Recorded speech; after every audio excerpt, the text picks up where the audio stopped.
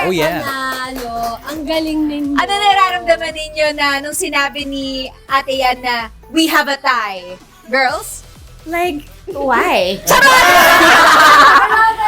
Joke lang. Pero kasi talagang kita mo naman din na, I think if ako yung judge, mahirapan din ako. As in, all praises din talaga kay Jao and kay Paul and kay Coach L.A. Ikaw din anong feeling nung binuhat ka tapos Maninipa ka ng parang Armalite ka na naman doon. Diba?